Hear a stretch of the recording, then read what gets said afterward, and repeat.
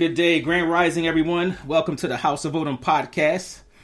You can subscribe and check us out at houseofodom.com. Check us out on YouTube, Facebook, Twitter, Instagram, and Tumblr. The links are on the website. Today's topic, we're going to talk about Nigeria. Yes, the country of Nigeria. It is a country in West Africa. And again, I'll reiterate that Africa is a continent, not a country. Okay? So Nigeria is a country on the continent of Africa. This is our fourth African country that we're going to discuss on this houseofodom.com podcast. And the purpose is to give the listeners some information on Nigeria to help them decide whether they want to visit or even relocate. So we're going to have our guest speaker who have firsthand knowledge of Nigeria. She's from Nigeria, but now resides in the USA. So I'm going to give you a quick background on Nigeria, just for those who don't know.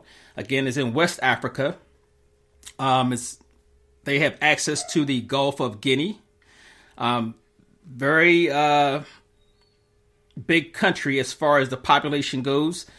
They have a lot of natural landmarks, wildlife reserves, national parks, rainforests, savannas, the whole nine. Again, the geography is very diverse. Rainforests, savannas. I think they have some dry lands there as well. The climate is supposed to be anywhere between humid, arid, and anything in between. Of course, you're not going to find the winter that we have here in the Northeast USA. But just to give you an idea, the capital I usually pronounce wrong. I want to say Abuja. That is the capital. It's federal area. The capital used to be some time ago Lagos, and I'm probably saying that wrong too. So when our guest comes on, she can correct me. They also have the currency is called the naira, and the exchange rate is pretty favorable to the U.S. dollar. Is 409 naira to every $1 US. So as far as going there, your money will go a little bit further. Population wise, like I said, it's one of the most populous countries in the world. It is the most populated country in Africa. Last is estimated at 225 million.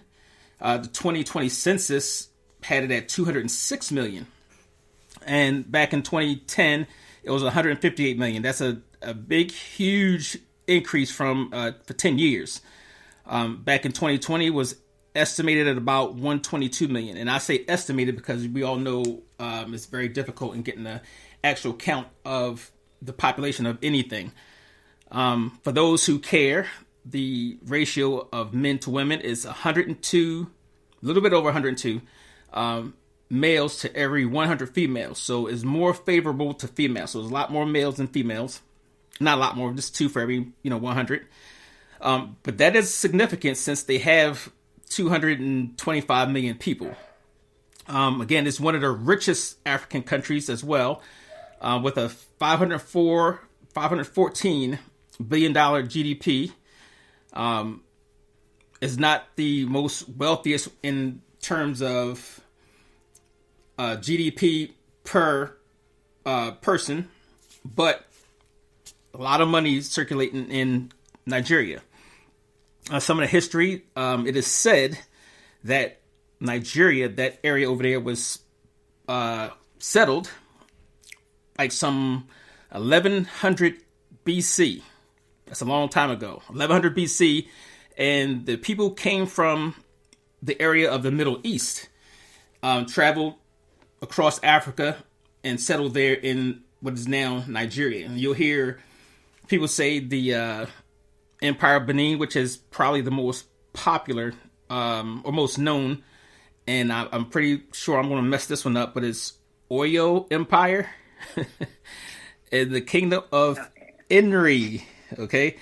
Hope I didn't destroy that too much, but the official language is English. So for those who want to travel to Nigeria, you don't have to worry about having the obstacle of language. Now, of course, you're going to have that obstacle of accents. I have many Nigerian friends, and to this day, I still have to say "huh." When I hear some of the times we speak. But it was a former British colony, so English is the official language, and they have probably 100 different languages over there. Very multicultural. Contrary to popular belief by some people, Africa is not just one culture. Even in the country of Nigeria, there are so many different cultures within Nigeria. So you'll hear the more common terms: Yoruba, Igbo or Igbo, Fula, Hausa, Edo, and there's two more that I can't recall, but you'll hear those mostly when you talk to people from Nigeria. Here in the U.S., I think, just in my personal experience, I've met way more people who speak Yoruba than Igbo. Okay, maybe I'll ask the guest why that may be. Okay, Nigeria is a democracy, and is surrounded by the country of Benin, Niger, Chad, and Cameroon. So we're going to get into it. Here's our guest speaker. She's going to tell you something about herself, and we'd like to welcome her to the show. Hi, thanks, Brian, for that. My name is Destiny Monachiso Daniels. So Monachiso is my native name. I was born in Nigeria, the eastern part of Nigeria, precisely Enugu State. And I've been in the U.S. for about 5 months now. I came here to study for my master's program, and I've been here ever since. So I'm so happy that, you invited me to this podcast to kind of like share some things about Nigeria for those who have the interest to visit and possibly reside there. Oh, cool. Thank you for coming, as always. Now, you said you've been here for 5 months? No, for 5 years. Oh, 5 years. Okay, 5 years. 5 years. Okay, so one thing I noticed that you've been here for 5 years, but your English is very good as far as accent is easier to understand than most Nigerians that I've come across. Why is that? Yeah, I really don't know, but I think it possibly maybe had a lot to do with, education as well, because like you said, Nigeria was colonized by the British, so most of our educational curriculum will still follow the British, curriculum, and we still have teachers and, professors that, quote unquote, studied in London and Britain and still came back to Nigeria to lecture. So you kind of like pick that up, when you learn a particular language from someone who has an accent, so you pick that up as you go. So that also has a lot to do with, how, you speak, how you pronounce your words and all of those things. So. Okay. So yeah. Now most people that I've met from Nigeria, obviously they have, they're multilingual. Do you speak different languages? That's correct. Yes. What do you speak? So I speak Igbo, which is my native language. It's something that you grew up in the household speaking, so you just learn that from your parents. And then subsequently, you learn English in school. So that actually, that's why most Nigerians are multilingual. And then, when you also go to, secondary school or quote-unquote high school, you also have the option to learn another native language, which could be Yoruba or Hausa, whichever one you want to learn. And another factor there is most Nigerians, travel. You might be born in, say, Enugu State like I was, and, move to Lagos and pick up the language as well. So that comes into play, why you would see so many Nigerians, who speak different languages, but English definitely is the official language. So that comes with the native languages as well. Okay, so when you were in Nigeria, did you speak to other Nigerians mostly in English or your native language? Well, my native language. So whenever in my, state of origin, which is Enugu State, I speak my language Igbo to everyone, right? Okay. But if I come in contact with, let's say, a Yoruba who resides in Enugu, then we communicate in English. Ah, gotcha. So how would you tell if somebody's Yoruba versus Igbo? Well, you can, because most Nigerians, we do have tribal marks that most Yorubas, some cultures and some ethnic groups have that, distinguish them from other cultures. So, that can tell. And then, when they speak as well, you can tell who is Igbo and who isn't. And then, the easiest part is when you speak Igbo or your native language to someone, they will tell you they don't understand in English. And then, that's easier to say, sorry, I don't understand what you're saying. And it becomes, you resort to English language. So you can tell by looking at them, the facial features, all of those things, you can tell, people apart depending on what they look like. But we couldn't here in the U.S. Yes, you can. Yeah, exactly. You cannot. But we can do that because, you live amongst them, you know that. Okay, so gotcha. you can tell, yes. Okay, so you've been here 5 years. Did you get your master's? Yes, I finished my master's in mental health counseling, and I'm working as a therapist in a substance use rehabilitation program. And I also do therapy for an outside outpatient program as well. Wow, nice. Mental health is a big issue here in the U.S. And seems like every day we have some type of incident that happens where mental health is pushed to the forefront of the discussion. So what inspired you to get into that? The fact that, I did my bachelor's was in psychology, and, I got to see, understand, from my own personal experience and from looking at Nigeria as a whole, that mental health is something that, is very stigmatized. And I saw myself go through things and also saw my friends go through things, and there wasn't an outlet for that. Right. So I was like, well, this is something, possibly I can, it's a passion. I want to be able to understand people. I want to be able to help, but I can't help if I don't understand what you're going through, or if I don't create this foundation and platform for them to feel comfortable, talking to me.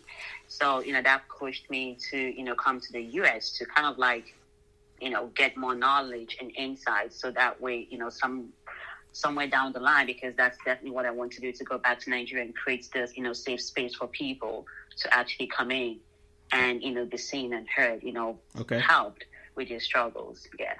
Outstanding. So now you've been here for 5 years. Obviously, you've been successful. You have a great job. You've obtained your educational goals. So what have you seen here in the United States? You've been here for 5 years. Have you seen different places? Yes, but not as much as I would love to. I've been to, I live in Massachusetts, so I've been to New York, which is close by, Connecticut, I've been down south, Mississippi, I've been to Atlanta. Where else have I been to? Again, I've been to Louisiana. I think that's about it. I haven't traveled as much as I would love to, but that's definitely my plans to visit more places in the U.S. somewhere down the lines. Okay. Yeah. So coming from Nigeria to, obviously there's a difference in climate. You're in Massachusetts, which, I know it's cold. Yes. How did you find it difficult to get acclimatized to the weather? Yes. No. No, I did. Luckily for me, when I came into the U.S., it was summer. So it was a huge, culture shock. Talk about that. Okay. I love the fact that what I told my friends then was, wow, I can't believe I'm not sweating, which is like a huge thing for me. Mm-hmm. So it was summer and people were sweating, but I wasn't, right? So that was great. That was great for me. And then we moved, to the winter, and that was also awesome for me as well, because, moving from a very hot climate to a cold one, it was great. I'm talking from personal experience. Some people wouldn't love that, but it was a very good change for me that, I could sleep without, breaking a sweat. I could walk down the road without breaking a sweat as well. So that was really great for me. Wow. In terms of the weather. Yeah. Was that your first time seeing snow? It was, yes. How'd you like it? It was the first time. It was, but it wasn't like, it was fun. I was very, very excited to see that, but I think I was more excited about the cold than the snow itself. Oh, you was excited about the cold. Now, most people here try to run from the cold. Yeah, it was the cold for me. So I'm going to ask you some questions, and it's your personal opinions or your observations of the differences between the U.S. and Nigeria. And basically, we're going to talk about what was your experience with the healthcare system in Nigeria versus the U.S.?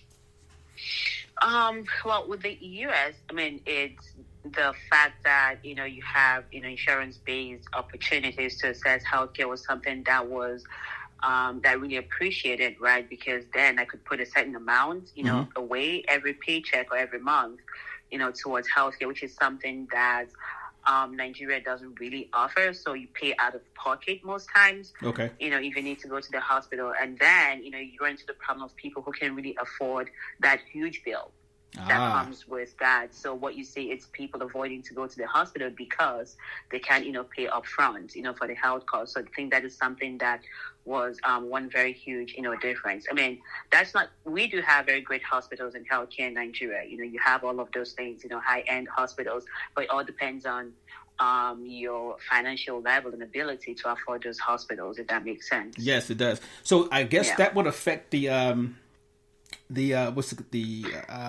life expectancy. Actually, I was surprised that some of the countries that I looked at had a rather low life expectancy, and I think that may have something to do with it, for people not actually accessing the health care that they needed.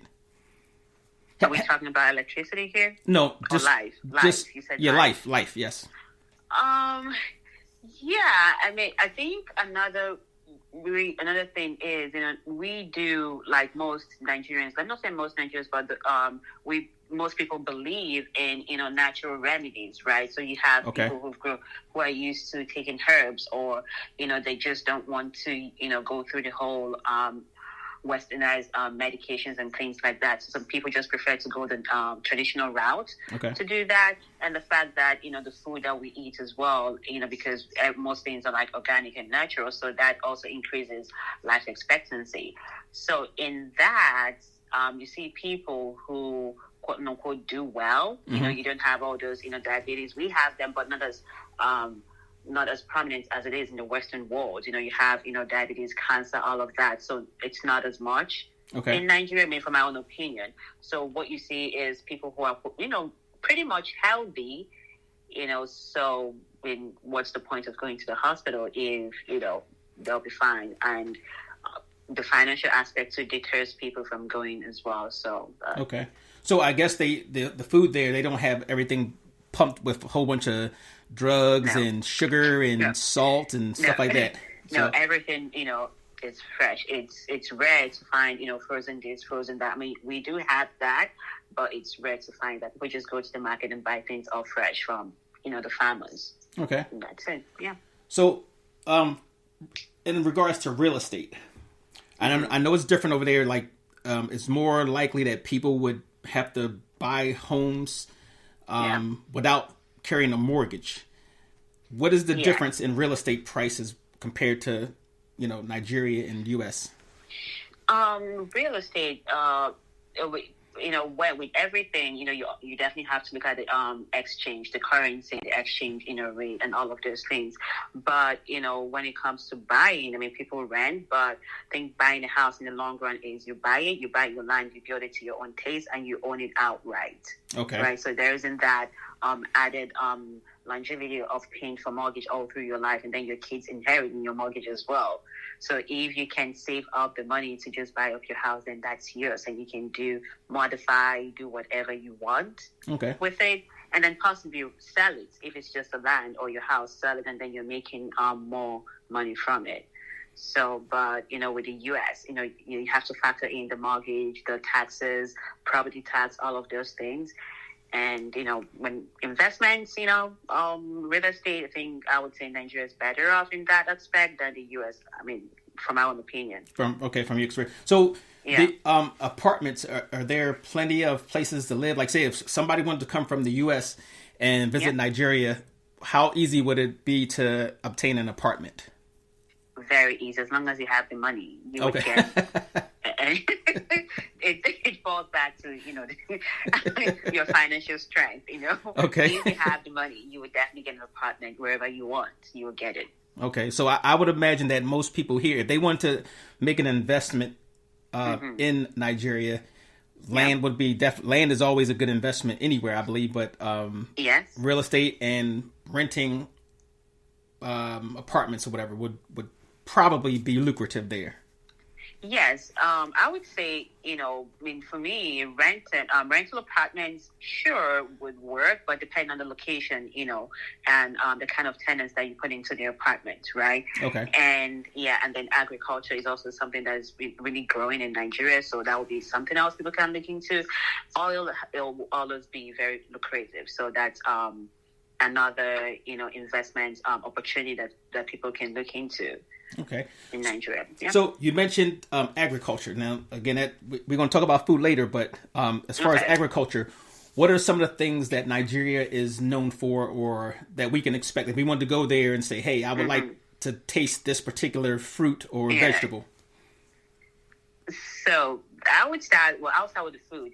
Jollof rice, we know that. Nigerian jollof rice is the best. I mean, I do care, but I don't care what Ghana says or any other country says, but Nigerian jollof rice is like the best ever. So that's always a delicacy that people look forward to eating when they go to Nigeria. And then you add on the swallow, the apple, the gari, the pounded yam, and the soup that comes with it.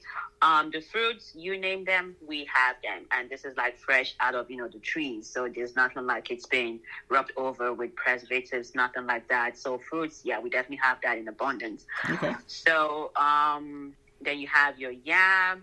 And depending on the ethnic group or where, you land, there's always something for you. The pepper soup, all of those things, goat meat, all of that. And I also wanted to point out that, we also, because I know when it comes to Americans, they do have people who are vegan or vegetarian. So yes. I did a research with a friend some time ago, and we did find out that they like vegan cuisines too in Nigeria, which was awesome. Okay. But meat is very popular there. Is that like okay. Now, when I say this word, you tell me what it means to you. Suya. Suya. So suya is it's meat. So it could be ram, it could be goat, depending on what it is. But it's like roasted over and then garnished with some spices. Okay. So yeah, it's like street food per se. That's taken off over here as well. There's a restaurant opened here some years ago. I happened to pop in there and I had my first taste of suya. Yeah, it's pretty good. Hot, nice. hot.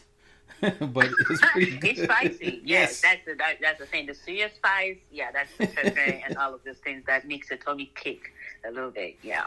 So one of the things you mentioned yam. Now this was a debate with myself and a Nigerian lady here. We always go against each other, to one up somebody. But we were talking about yams, and there's a difference between yams. We call yams here. We call sweet potatoes that's here. We call yams. And she was quick to say, no, that's not a yam. This is a yam. And I actually learned for the first time that, what a yam is and why we call the sweet potatoes here. We'll say candied yams, but it's actually sweet potatoes. Now, do you guys over there use sweet potatoes? We do eat sweet potatoes, but it's just sweet potatoes. Yams, like you said, they're totally different. Okay. And looking at them, they're totally different. So we do eat sweet potatoes as well. Okay. Yeah. So, and I also learned that sweet potatoes actually came from Africa to the U.S. along with yams. Are you surprised? No, I'm not. Okay. Soul food, fried chicken, all that came from Africa. The Southern cuisine for those who didn't know out there. But you also spoke on jollof rice. Now, the Ghanaians say they have the best. The Nigerians say they have the best. the Gambians say they have the best. We're gonna have to have a contest one day or a competition to see who actually makes the best jollof rice and see who actually is the best. No problem. So when you was now I know you're in Massachusetts, and are you in the Boston area? No, I'm actually in West Springfield, so that's about 3 hours away from Boston. Okay. Yeah. What have you seen as far as your perspective on crime versus Nigeria? How's the crime? I read the news, I watch the news, I read the papers and I watch the news. So I do see, a high level of crime here in West Springfield, especially related to drugs. Okay. And even minus that, the shootings and all of those things that come with it. So, I mean, I would say when people talk about Africa and then Nigeria and the crime rate, it's the same. I would say it's actually the same everywhere. Okay. In the whole country, the places where you go, the crime rate is very high, and the places where you go, that there is just nothing, right? But one thing I really do appreciate about Nigeria is, there's less access to guns. Oh, less access to guns. Sense. Yeah. Yes. So, the way in America, some states you can actually have your own, you can bear arms if you want, get your license for that. Mm-hmm. So that's something we don't have in Nigeria. So most crime that we have is, I would say ethnic based, mm-hmm. Probably politics, that brings up that as well. And then petty crime, theft here and there, Gotcha. Due to poverty as well. But I wouldn't say it's much more than, what America or what's going on in America as well. No, it depends on the area and where you are. Okay. You just have to be careful, yeah. Now, we mentioned before, and I'm not sure if it was in the last podcast, but in the conversation that you're going to have high rates of crime where there's poverty and a high population density. So I would imagine that even in Nigeria, in the less populated mm-hmm. areas, it's probably little to no crime. That's totally true. But one interesting thing is in Nigeria, the rural parts of Nigeria, right, there is basically like less crime happening, and these are places where there's the infrastructure and modernization isn't that much in those places. So they're still very much there's still there's this feeling and sense of family in those places that you see less crime, right? Because everyone is looking out for each other. But then when you come to the modernized places, then the crime rates is like going up and all of those things. So that's a very interesting perspective that you would expect that those people who don't have access to good roads, health, all of those things, the crime rates will be up. But no, it's vice versa. It's not. Okay, they're really content with what they have, and there's less crime there.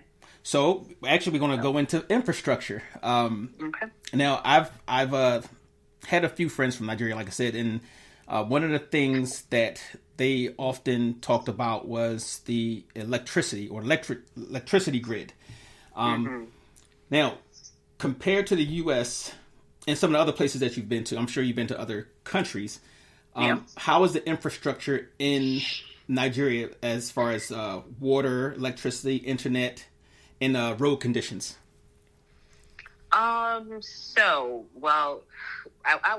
Nigeria, we're struggling really hard in terms of, lights and electricity. It's something that I think is still a work in progress. You can mm-hmm. have months of, you can stay months without, electricity and all of that. I mean, you do have access to generators, and inverters and all of those things, solar. I think some people are using solar panels there as well. Okay. You have that, but it doesn't, defeat the fact that you need electricity, like you need the normal electricity. So Nigeria is really struggling in terms of that. Good roads, yes, some places. I would say, compared to America, no, we're not there yet. Okay, so no big highway systems. Yeah. Okay, so have you seen an increase in use of solar power? I know that was something that, there were talks about that when I was still back in Nigeria, and I saw people who were kind of like, using it. So, I think the intent then was, to actually get it, to different places. But what I've been seeing or what I've seen or heard so far is, you still have to have the money, the financial, strength to afford those things as well. So that also brings it back to people are just staying without electricity or using the generators to, make do when there's no electricity. So, but I did hear, and I know you guys are a big producer of oil. Yes. So I would imagine that the price of gasoline or petrol is actually cheaper than here.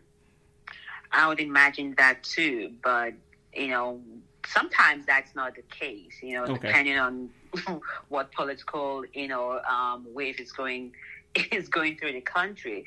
The prices can either go up or down. It fluctuates. It's never the same. So I think some era, petrol costs will be very low, and then the next couple of months or years it goes up. So there's never a flat. Okay, so it's basically the same as here. Could you say that again? I said it's basically the same as here. Yes. Fluctuating gas. Okay. So for those who are considering visiting Nigeria, what would you say is a good attraction? We talked about earlier, I mentioned the national parks, rainforests, savannas, wildlife. That's, I think, what's expected when most people think of Africa anyway, even how wrong they may be. That's what they expect. But what about the nightlife and the, restaurants? You have casinos and all that type of stuff, beaches.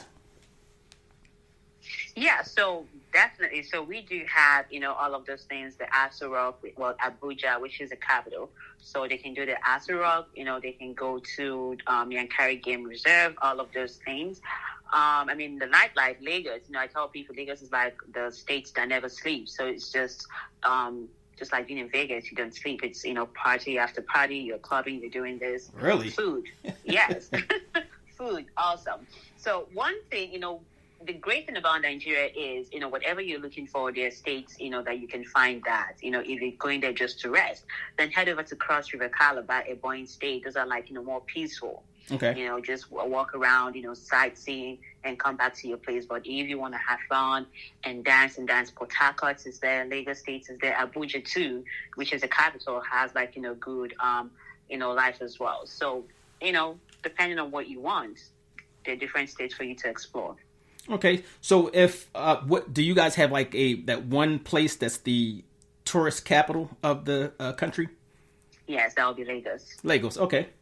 Now, yes. Here's another. How do you pronounce Lagos or Lagos?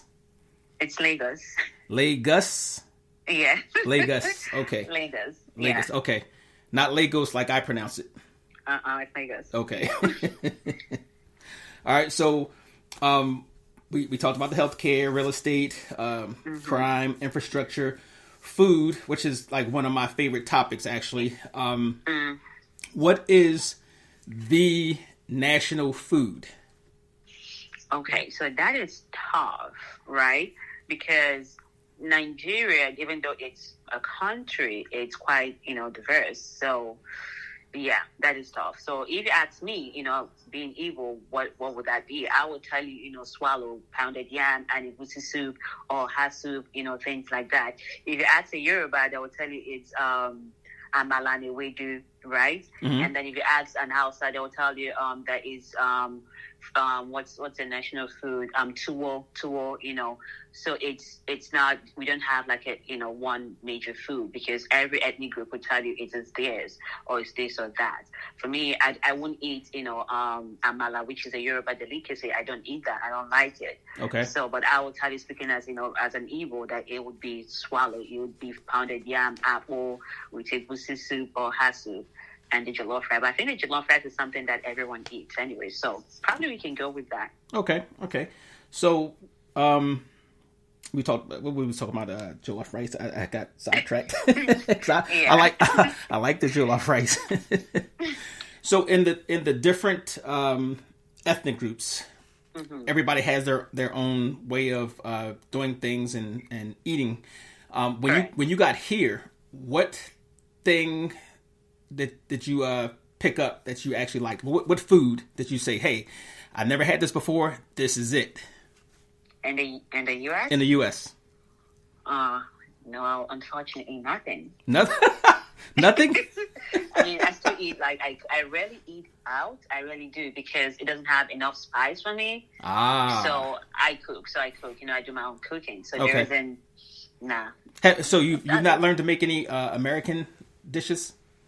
Well, I think I can. It's not complicated at all. So I definitely can make, mac and cheese. What's other American dish do you guys have? Gumbo from the South. That's actually African as well. African as well. Okay, but I think I learned that in the U.S. How to make that in the U.S. So yeah. So there's no food. I still eat my food, my jollof rice, here and there. Yeah. So Thanksgiving is coming up. Is it? Have you ever had like a traditional Thanksgiving meal? Yes. I would say I have. I have. I mean, the turkey, the ham. Yes. I have. Okay. I have. Still not enough spice for you.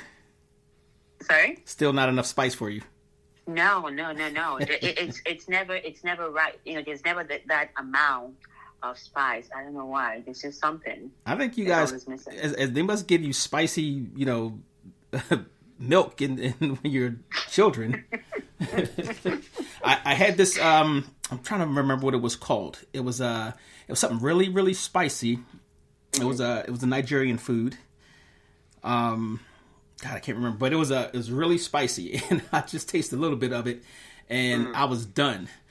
And I remember a lady came in and she tasted it, and it didn't bother her one bit. And then she gave it to her child. The child must have been like 3, and the child just sucked it down like it had no effect on her. So Yes, you must start at an early age then. they do. They do. Ah. So, okay. So, is there anything else that you wanted to let any perspective? Oh, I know what it was. Airfare. That is one of the biggest blocks that keeps people from coming to Africa. The cost of airfare. When is the best time to travel to Nigeria? It would be summer. So I would, but not much people have, summer vacation time. But that would be the best time because during Christmas, during New Year, the fact it can go as high as $3,000. Woo! 3,000 for a round trip ticket. But getting closer to February, March, when everyone is done with the craziness of the holidays, then it would come down to about 1,500. You can even get it as low as 1,000. So. But I think the best rule of thumb is to book if you know when you want to travel, to book your tickets ahead of time. Okay. So that way, you get like a very good rate for travel. You think we get an airfare round trip for about $500, $600? No, it doesn't go that way. I think we should leave it at about $1,000. $1,000 depending on the air on the flights as well, because you wouldn't want to be flying for about 20 hours, 30 hours with long layovers. So those are some things to consider as well. So for comfort, so you don't spend the whole time on air, you can keep budget for about 1,500 per se. Oh, yeah. That's a 20-hour flight? No, we do have 20-hour flights. We also do have 12 hours, 6 hours if you're doing Air France. Air France will take you from the US to France for 6 hours, from France to Nigeria for 6 hours. So that's 12 hours. Factor in probably an hour and something layover in between. Okay. You're looking at 13, at most. So that's quite okay. Okay. We can swing that. That's not bad. Mm-hmm. So, you guys, you've heard it all. We've talked about, some of the good things about coming to Nigeria, the nightlife, plenty of parties. And I know the Nigerians here party like at least twice a week. So I could imagine how it would be in the capital. A lot of rich culture, obviously, even for Black Americans here. A lot of the slaves came from the West Coast or from West Africa. And if you guys checked your Ancestry.com or DNA, any of DNA, you may probably have some Nigerian ancestry. I know I do. That would be my last question. Dale, I know you're from Nigeria. You probably know your parents, and then grandparents, and all that other type of stuff. So, would you consider taking an ancestry DNA test to link up with people here that you may have family with in the United States? I'm a very curious person, so definitely I wouldn't mind doing that because who knows, So I would totally be open to doing that. Okay. To see, So it would be nice because a lot of people here would like to connect back to Africa and let them know, where they're from, and even not just where you're from, but even if you could connect a name, a last name, and I think that would mean a lot to a lot of people. Yes. I'm still in the process of doing that. We'll see how it goes, but I want to thank you for giving us your first-hand knowledge and perspective of Nigeria and U.S. and the comparisons. Maybe you could come back another time and talk about Nigeria and specifically when we have a conversation about who makes the jollof rice. That would would be great. Okay. That would be awesome. Well, you guys, thanks for listening. And if you like the topic, tell us about it. Share with everyone. You can leave your comments at www.houseofodom.com in the pod topic chat group. Also in Talk Africa. We can be found on our Facebook page, House of Odom, on Twitter, at of Odom, that's at OFOTEM, and Tumblr, look at House of Odom, Instagram, House of Odom, and just search us on YouTube. We're there. So please subscribe and share. Don't forget to check out the articles and our upcoming events on our website. If there's any artists out there, we will post your single on the website. Just email us at house.otim@gmail.com and we'll put you on our playlist. Thank you guys for tuning in, and we'll see you at the next one.